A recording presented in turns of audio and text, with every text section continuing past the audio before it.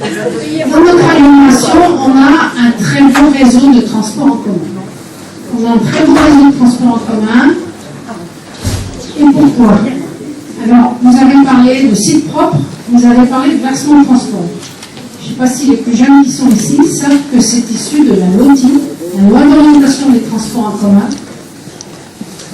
À l'époque, le ministre Charles Futterman, et la première création du tramway, enfin la première ligne de tramway à Grenoble, qui a été financée à 50% par les dotations de l'État grâce à cette loi, parce que c'était un site propre, et à 50% par le versement transport, c'est-à-dire qu'elle a coûté 0 € aux habitants de l'agglomération.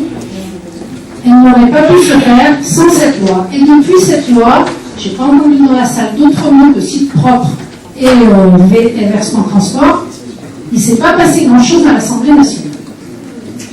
Alors, je pense que sans, en effet, et on y est un petit peu aujourd'hui, une pression populaire forte, il ne se passera pas grand-chose à l'Assemblée nationale en matière de transport en commun, en matière de solutions.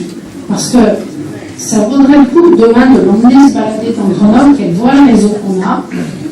Vous avez vu les travaux sur le pont Jean Jaurès par la dernière ligne, ce que ça représente sur, à la fois sur l'aspect urbanistique, sur l'aspect développement du quartier. Il n'y a pas que le tramway, il y a tous les réseaux. Ça prend très très longtemps parce que tous les réseaux sont reposés en tramway, il faut faire des réseaux, sinon ils se cassent. On les refait de manière très solide. On refait tout ce qui est autour du tramway, les pistes cyclables, les trottoirs, etc. etc. Donc on n'a plus la possibilité aujourd'hui, si on ne légifère pas, d'arriver à continuer à poursuivre ce type de réseau dans les grandes agglomérations françaises. Voilà, c'est un petit peu ça que je voulais dire. Le SNTC, il est à la fois endetté, et c'est normal, comme toute collectivité territoriale en effet. C'est vrai que la droite et l'extrême droite sont très très opposés à ce type d'endettement. Moi, je connais dans mon village, dès qu'on fait un peu des travaux, là, les impôts ont augmenté. Et le fonctionnement, aujourd'hui, on a très peu d'aide de l'État. On n'a pas d'aide de l'État pour le fonctionnement. Donc, il faut vraiment, à mon avis, une très forte mobilisation pour arriver à inventer, parce que la LOTI, elle a inventé le site propre, elle a inventé le versement de transport. Et on en parle encore aujourd'hui, 30 ans après. Et on dit c'est là quelle est la solution. Vous l'avez utilisé assez récemment, nous on l'a utilisé il y a très très longtemps. Voilà. Donc, moi je pense qu'il faut que la pression populaire soit très très forte pour arriver à faire basculer les choses, mais c'est en légiférant, c'est pas au niveau local qu'on va résoudre les problèmes. Juste faire une petite remarque sur un point très concret qui n'a pas été abordé. Dans le cadre de la gratuité, on avait noté ce que j'ai entendu, là, qu'il y a un report modal qui se faisait, de peu près 170% en plus de gens qui prenaient les transports.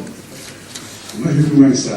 Si je prends une agglomération qui est fixe, il n'y a pas d'évolution par rapport aux autres agglomérations, surtout pour l'agglomération grenobloise, où des industries, des choses comme ça se construisent. Quand quelqu'un veut construire son industrie, que ce soit dans les Grésivaudan ou autre, quelle surface je prends? Si les gens vont venir en voiture, il faut beaucoup plus de mètres carrés pour pouvoir qu'ils puissent se garer. Et si on considère que la gratuité là, que beaucoup plus de gens prennent le transport en commun, c'est pas la peine de le faire. Et donc là, il y a une économie énorme. Il y a un très bon exemple qui est donné, c'est le polygone scientifique à Grenoble. Il y a à peu près, je crois, entre 90 000 personnes. Et l'horizon de 2030, c'est à peu près le double. Et l'objectif qu'ils ont, c'est de ne pas construire une place de parking en plus. Moi, j'ai travaillé 15 ans au CEA, 21 ans au Saint-Baudry. Mais il faut voir les surfaces qu'il y a pour les parkings, comme ça. Et bien ça, bon, maintenant, ils ont fait un virage, ils reviennent là-dessus. Et ça, je pense qu'il faut l'intégrer comme une conséquence positive de la gratuité, dans le sens où on peut faire un rapport modal sur le transport en commun. Le débat est très dynamique. Mais l'agglomération, elle a changé de périmètre géographique. Maintenant, elle va au fond de l'île. Elle était déjà à Vif. Elle va à Séchilienne. Du côté du Grésivaudan, je ne sais pas trop, mais je sais que là-bas, ils ont monté le transport du Grésivaudan qui sont à 1 € le trajet. Il y a 50 centimes pour les gens déjà aujourd'hui. Donc, quand on pense agglomération, les chiffres, tout ça, il faut penser sur cette nouvelle géographie. Et cette nouvelle géographie, ça veut dire que les jeunes, maintenant, ils peuvent se déplacer avec les bus. Je ne parle pas d'aller à Bourg-d'Oisans, c'est encore beaucoup trop cher. Mais les visites à Grenoble, pas sur toutes les lignes, c'est le prix d'un billet tag. Et pour les filles en particulier, qui sont un peu plus réticentes à faire de l'autostop, ça compte beaucoup. De monter à Chambouze, faire du ski pour 1 euro la navette depuis Uriage, ça compte. Et c'est des choses qui existent déjà et qui déjà offrent des libertés de mouvement aux jeunes qu'ils n'avaient pas avant. Ça, c'est une chose, c'est une réalité. Une autre réalité, c'est que les jeunes, ils n'ont pas forcément des revenus, mais ils sont beaucoup nomades. Parce que quand ils font des études, ils se tapent des stages aux 4 coins du pays. 3 mois par-ci, 6 mois par-là. On va leur demander un certificat de résidence à chaque fois pour avoir droit à un tarif.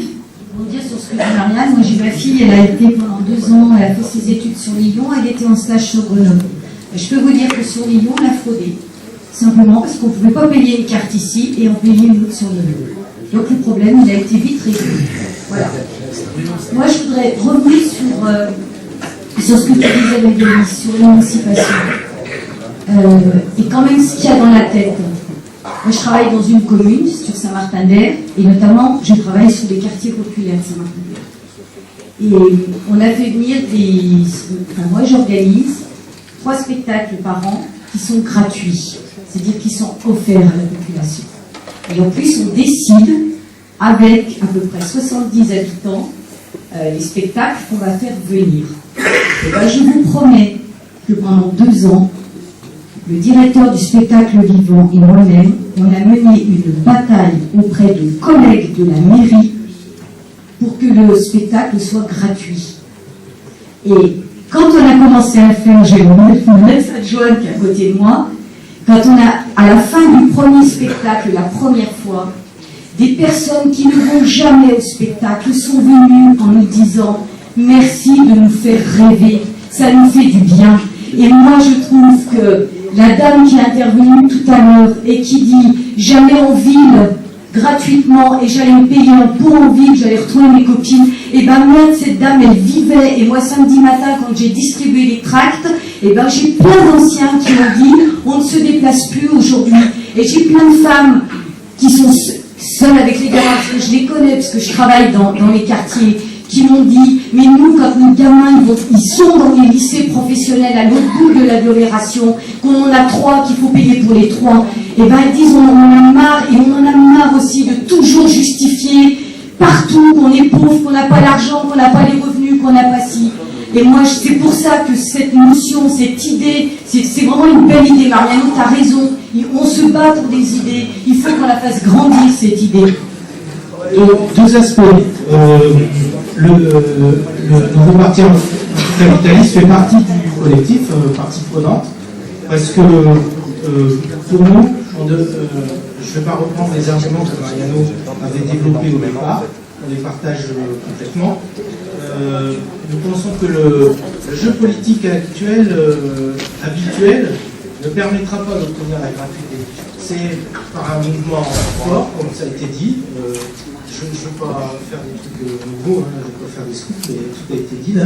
C'est un mouvement fort qui permettra de peser sur nos élus, parce que je pense que la conviction ça joue, mais je pense qu'il y en a certains qui n'attendent que le rapport de force pour prendre des décisions.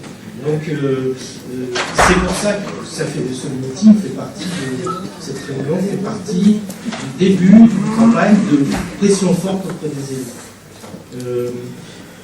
D'autre part, pour nous, la gratuité, ce n'est qu'un premier pas, on va dire, c'est une mesurette vis-à-vis des défis qui nous sont posés par le réchauffement climatique. Donc c'est vrai que ce n'est qu'une petite partie, mais c'en est une quand même, puisque les transports sont responsables d'une très grosse partie, j'ai les chiffres, de l'émission des gaz à effet de serre, responsables de ce réchauffement. Et donc, qu'est-ce qu'il faut faire pour aller au-delà? Ça a été déjà dit aussi, c'est pourquoi on transporte autant de marchandises, pourquoi faut-il aussi autant se déplacer pour faire un certain nombre de choses.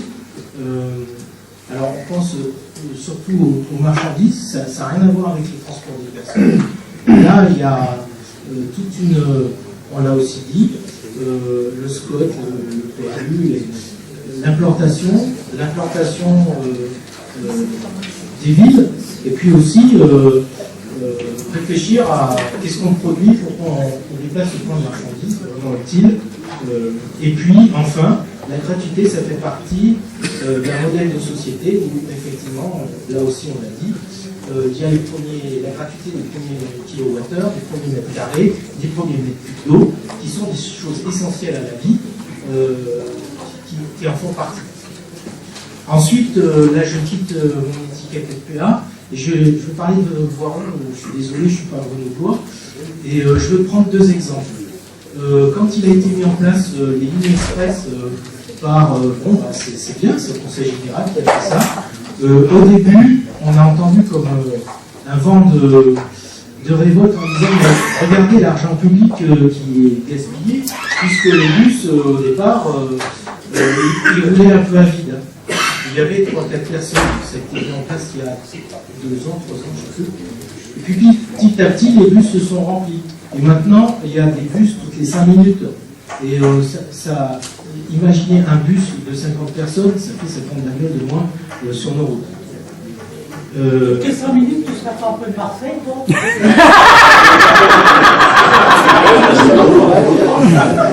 Et donc là, pour une fois, la vie a fait preuve d'un volontarisme politique qui a servi l'intérêt général. Et l'autre exemple, c'est le contre-exemple, c'est à Voiron, où le prix du ticket représente 4% du coût du transport. 4%, c'est rien. C'est moins de 400 000 euros sur un budget de plus de 9 millions d'euros. Et en plus, le pays voironnais fait un excédent global d'exercice de plus de 1,5 million. Ça veut dire qu'avec l'argent qu'ils ont mis de côté, ils pourraient déjà assurer la gratuité pendant 5 ans. Alors, en plus, on a fini par savoir que la mise en place de la billetterie a coûté plus de 700 000 euros. Donc, vous voyez qu'il y a de quoi faire. Et pour finir, c'est vrai que c'est intéressant aussi de sortir du saucissonnage qui est propre aux gestionnaires qui sont toujours proches de leur compte. C'est vrai que quand on prend le bus, on émet moins de gaz à effet de serre. Je me souviens qu'il y a 3 ans, il y a eu une épidémie de bronchiolite la veille de Noël dans la zone est de Lyon. Les hôpitaux ont été saturés. Il y a des gamins qui ont passé leur Noël sous perfusion à l'hôpital. Et simplement parce que voilà, l'est lyonnais, Villeurbanne et Vaux-en-Velin sont très très pollués. Voilà ce que c'est les impacts de la voiture sur la santé. Et donc, si on arrête de saucissonner, et si on dit les gens seront moins malades, on dépensera beaucoup moins d'argent à bitumer, y compris des terres agricoles utiles, ça, on gagnera. Alors ce n'est pas que en regardant ce que coûte juste le prix d'un billet, il faut aussi élargir le... D'autres aspects de la lutte culturelle qui a donné par rapport à la gratuité, c'est aussi de lutter effectivement contre la catégorisation, le saucissonnage, mais aussi des populations. Et on voit notamment, il y a eu pas mal de discussions, des fois des promesses de campagne, ce genre de choses sur la gratuité pour telle ou telle catégorie de population. On parle notamment des jeunes. Bon, les jeunes, enfin, moi je suis étudiant en sociologie, j'ai jamais compris ce que c'était que les jeunes. On parle souvent de tranches d'âge, de ce genre de choses, mais la jeunesse, c'est pas un statut, il y a des diversités, il y a aussi des classes au sein de la jeunesse. Et c'est pour ça qu'en fait, la seule mesure juste, c'est la gratuité pour toutes et tous.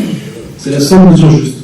Parce qu'en plus, elle permet de ne pas faire supporter, on parlait du prix, on parlait de tout ça, le coût à d'autres catégories de la population, en fait, à nous monter les uns que les autres et à diviser pour mieux régner. Donc c'est pour ça que c'est effectivement une grosse bataille culturelle qui doit aussi s'accompagner d'une bataille culturelle pour la démocratie. Quand on parle de démocratie, c'est aussi la démocratie au travail. C'est-à-dire qu'en tant que syndicaliste, nous on est très attachés, et notamment pour les travailleurs aujourd'hui qui font vivre le réseau, que ce soit les chauffeurs, que ce soit le personnel administratif, que ce soit les contrôleurs d'ailleurs, qui puissent tout simplement s'émanciper dans leur travail de service public. Et que nous, usagers, et peut-être même futurs travailleurs du réseau, et ben on puisse à un moment donné faire vivre la démocratie aussi en faisant des comités de ligne, comme par exemple ça peut se faire dans la SNCF, et où les syndicats de nos camarades cheminots et cheminotes sont les premiers aussi à agir et à réfléchir avec les usagers pour améliorer le service public parce qu'ils y sont attachés en tant que syndicalistes. Donc ça me semble vraiment super important. Et enfin, pour finir, il y a quelqu'un dans la salle qui a relevé la publicité par rapport au réseau. Je pense qu'effectivement, ça c'est le genre de choses qu'il faut réussir à abolir totalement. Si on veut créer justement des espaces de débat, des espaces de démocratie, des espaces de rencontre, des espaces de temps libre, et puis des espaces peut-être de polémique, où ça gueulera un peu, c'est bien, ça vit, c'est vivant, ça bouge. Ben justement, il faut aussi qu'on démarchandise entièrement l'espace des transports, donc au même titre qu'on peut enlever la publicité des rues, enlever des abribus, parce que les abribus c'est dans la rue, et puis après la publicité elle va dans nos têtes.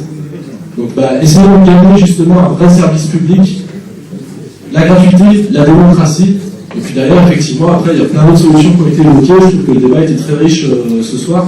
Ce qui va compter aussi maintenant c'est l'action, c'est d'organiser des choses dans la rue, c'est d'organiser des débats un peu partout, d'organiser des choses visibles, concrètes, où les gens dans la rue vont se sentir interpellés, et puis certains qui sont peut-être pas les plus habitués justement des réunions publiques, qui sont peut-être pas les plus habitués des lectures tract, on va pouvoir discuter avec eux, palabrer, peut-être s'engueuler aussi. Donc pour rejoindre justement aussi ces réunions, parce que c'est plus proche d'eux, ou même juste en discuter dans la rue. Donc il faut juste qu'on multiplie les actions d'information, mais aussi des actions sur le rapport de force.